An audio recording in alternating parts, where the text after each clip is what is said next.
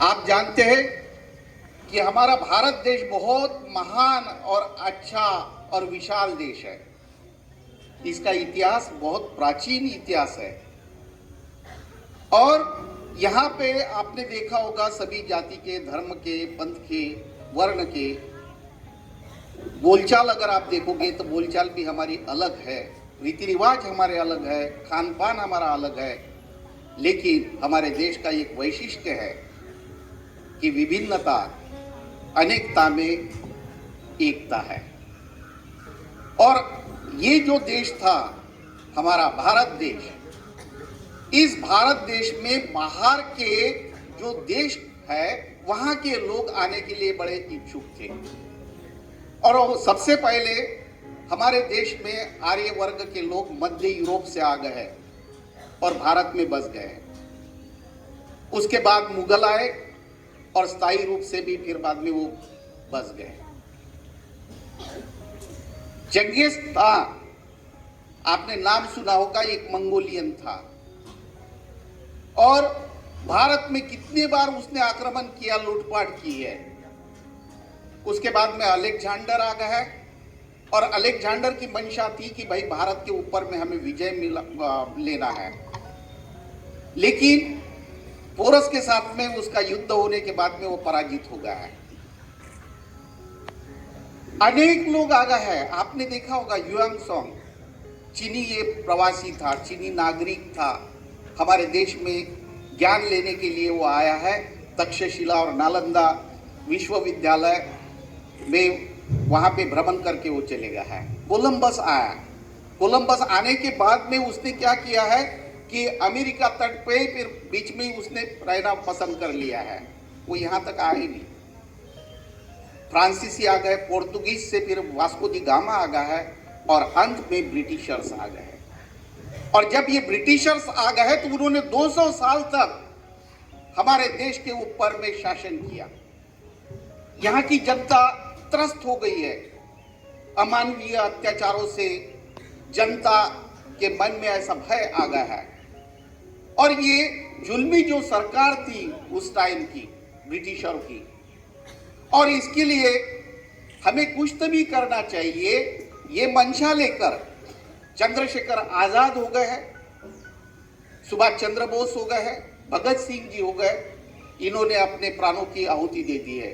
तत्पश्चात गांधी जी हो गए, नेहरू, सरदार वल्लभ भाई पटेल, मौलाना अब्दुल कलाम आजाद, राजेंद्र प्रसाद, ये सब लोगों ने अहिंसा से, बिना हथियारों से लड़ाई करना उन्होंने तय कर लिया और उन्होंने सत्याग्रह किए, आंदोलन किए और उसके बाद में हमें आजादी मिली 1947, 15 अगस्त को जब आजादी मिली।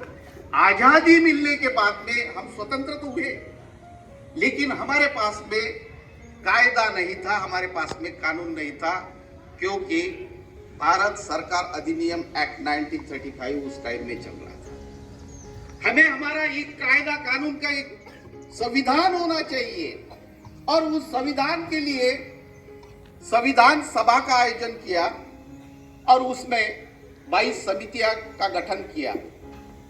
22 समितियों में 7 सदस्यीय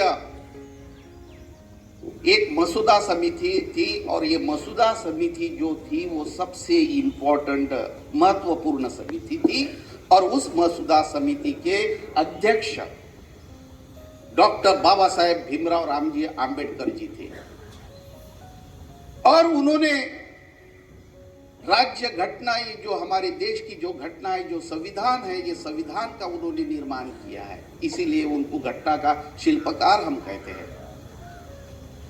और ये घटना जब बनी है तो उसके लिए 2 साल 11 महीने और 18 दिन लगे हैं और उस टाइम में नियर अबाउट 64 लाख रुपए खर्चा हुआ था।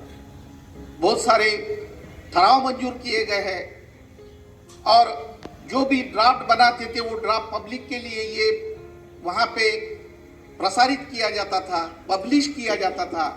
उसके ऊपर में जो भी महान महान लोग थे, विचारवंत थे, उनका विचार लेके दोबारा ड्राफ्ट बनाया जाता था। और ये उन्होंने जो संविधान का निर्माण किया, संविधान जब उन्होंने बनाया, तो ये 26 नवंबर 1949 को संविधान जब हमारा पूरा हुआ तो उन्होंने ये सुपुर्द किया है। डॉक्टर राजेंद्र प्रसाद जी हमारे ये पहले राष्ट्रपति थे, पंडित जवाहरलाल नेहरू प्रधानमंत्री जी थे, सरदार वल्लभ भाई पटेल वहां पे थे। अभी अभी मैं पार्लियामेंट जाके आ गया है, पिछले 10 दिनों की बात है, जहां पे उन्होंने ये सुपुर्द किया है, वहां का मैंने वहां का वो जो स्थल था वो देखा है। बड़ा मैं गर्वान्वित होगा है कि मुझे लगा है कि देखिए यहाँ पे हमारे डॉक्टर बाबा साहेब आम्बेडकर जी खड़े होंगे, उन्होंने फिर बाद में ये राज्य घटना दी होगी, वहाँ पे राजेंद्र प्रसाद जी खड़े होंगे, नेहरू जी खड़े होंगे, सरदार वल्लभ भाई पटेल जी खड़े होंगे, मौलाना अब्दुल कलाम जी खड़े होंगे, और ये हमें संविधान मिला है। और 2 दिन पहले यानी 24 जनवरी 1950 को ये जब संविधान तैयार होके आ गया, वो भी हस्तलिखित कॉपियां, 2 कॉपियां थी, वो भी कॉपियां देखने का मुझे मौका वहां पे मिला है। और वहां पे 308 सदस्यों ने अपने हस्ताक्षर उसके ऊपर भी किए।